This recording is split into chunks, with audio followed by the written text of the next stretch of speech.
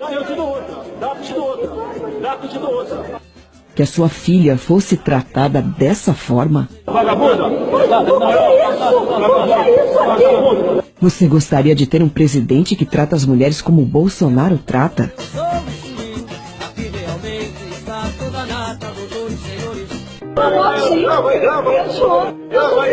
Grava aí que eu sou estuprador. Eu sou estuprador agora.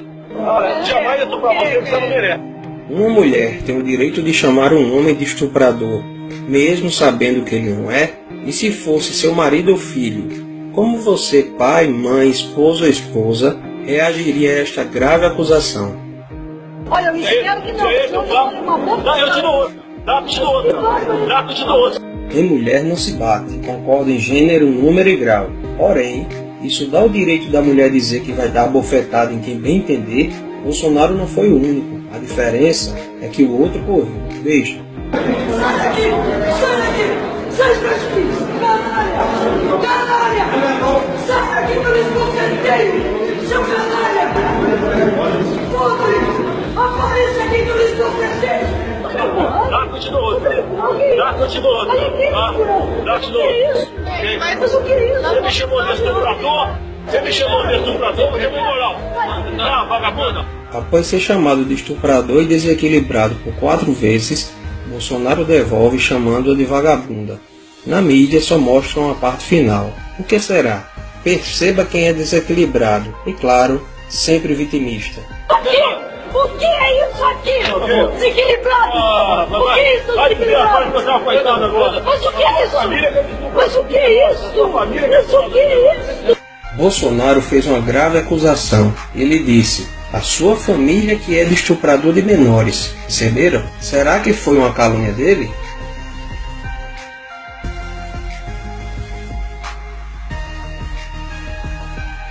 A prisão aconteceu dia 30 de outubro de 2003, às 2 horas da madrugada. Seu cunhado estava com 2 menores de 11 e 15 anos. A discussão entre Bolsonaro e Rosário foi 12 dias depois do problema com seu cunhado. Perceba que depois da faladeira ela fica no seu velho "o que é isso?", para tirar o foco e aumentar a tática vitimista. Mas o que é isso? Mas o que é isso? Ainda bem que ela gravou tudo ali. Mas o que é isso? Ela gravou tudo ali. Mas o que é isso? Ainda bem que ela gravou tudo ali. Chora agora, chora agora. A deputada Maria do Rosário saiu chorando e não quis gravar a entrevista. O senhor não pode chamar uma pessoa de vagabunda. Qualquer mulher, nenhuma mulher é vagabunda. Aí o clássico do vitimismo. Ele não pode chamar a senhora Rosário de vagabunda, mas ela pode chamá-la de estuprador? Por quê? Ela diz que nenhuma mulher é vagabunda, jogando como se ele tivesse falado das mulheres. Foi isso que aconteceu? Por último, seguindo a linha vitimista, se nenhuma mulher é vagabunda, algum homem é estuprador? Discutindo aqui com a Rede TV a questão da maioridade de 16 anos. Daí ela entrou na conversa, quer dizer, não foi, ela é da outra entrevista, entrou na conversa e falou que é contra a maioridade. Respondi o seguinte: olha, quem é a favor que a maioridade continue aos 18 anos, pega esse estuprador de São Paulo agora, esse marginal que matou esse casal em São Paulo, e leva para dirigir o carro da sua filha lá no seu estado. Bolsonaro dava uma entrevista à Rede TV. Quando a senhora Pode Tudo, Maria do Rosário, entrou sem ser convidada. Vocês sabiam disso? Essa confusão começou em 2003, durante uma entrevista de Bolsonaro à Rede TV, no Salão Verde da Câmara. Mas o que aconteceu para tanta polêmica? Terminou de forma trágica o passeio dos namorados em São Paulo. Eles foram assassinados. O corpo de Liana foi encontrado próximo a um riacho neste matagal, um lugar de difícil acesso no município de Embu-Guaçu, na Grande São Paulo.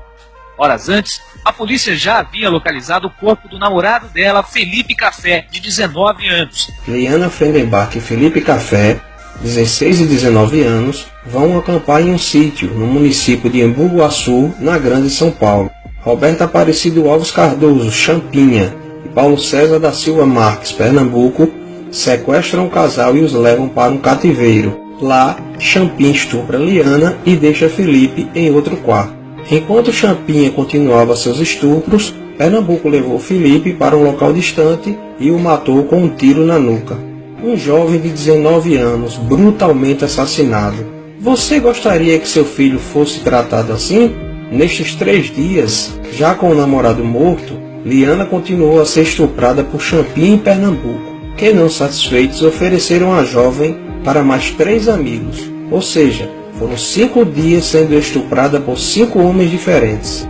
Sabendo da aproximação da polícia, Champinha mata Liana com golpes de peixeira no pescoço e nas costas. Ainda tentou degolar Liana. Como não conseguiu, bateu com o lado contrário da peixeira na sua cabeça, o que causou traumatismo craniano. Uma jovem de 16 anos, estuprada por 5 dias por 5 homens e morta a facadas. Você gostaria que tratasse sua filha ou esposa assim?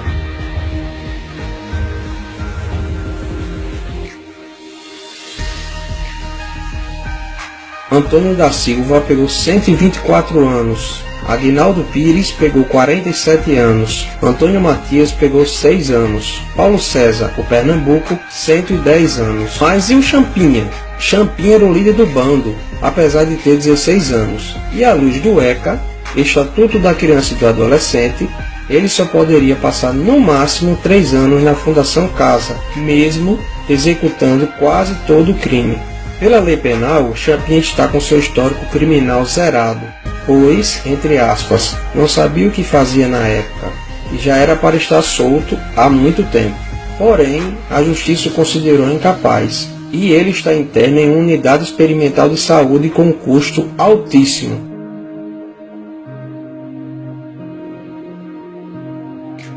R$ 32.500 por cada interno. Adivinha só quem é esse ótimo gestor dos recursos públicos no dia da reportagem? Senhor Geraldo Alckmin, o mesmo que fez a propaganda eleitoral seletiva usando a imagem de Dona Rosário. Bolsonaro propôs a redução da maioridade penal para 16 anos, em caso de crime hediondo, como estupro e estupro de vulnerável. Já a superfeminista Dona Rosário alegou que Champinha era inimputável penalmente, o que é verdade, mas não a impede de ser alterada. Porém, o mais difícil de ouvir é essa senhora falar que Champinha ainda era uma criança e não sabia o que estava fazendo. Disse ainda que era por causa de pessoas como Bolsonaro que estes jovens inocentes cometem esse tipo de delito. E, depois de toda esta confusão, Bolsonaro responde na justiça por apologia ao estupro. Então este foi o contexto da discussão. A feminista defendeu o estuprador, acusou de estuprador quem queria penas mais rígidas para estupradores, mesmo sendo menor. Você já viu na mídia a superfeminista Dona Rosário falar sobre o caso do seu cunhado, que cometeu um crime hediondo, estupro de vulnerável? E você, mulher, em especial nordestina, não seja feminista. Seja mulher, seja feminina, deixo a explicação desta mentirosa quando o suposto ataque machista vem do grupelho comunista. Vamos pegar esse de Rondônia agora. Vou colocar Fátima Bezerra, a mulher do Rosário, em cima dele. Isso não, cara. Sabe, porque eu até tirei o sarro da Clara antes, porque fica procurando o que fazer.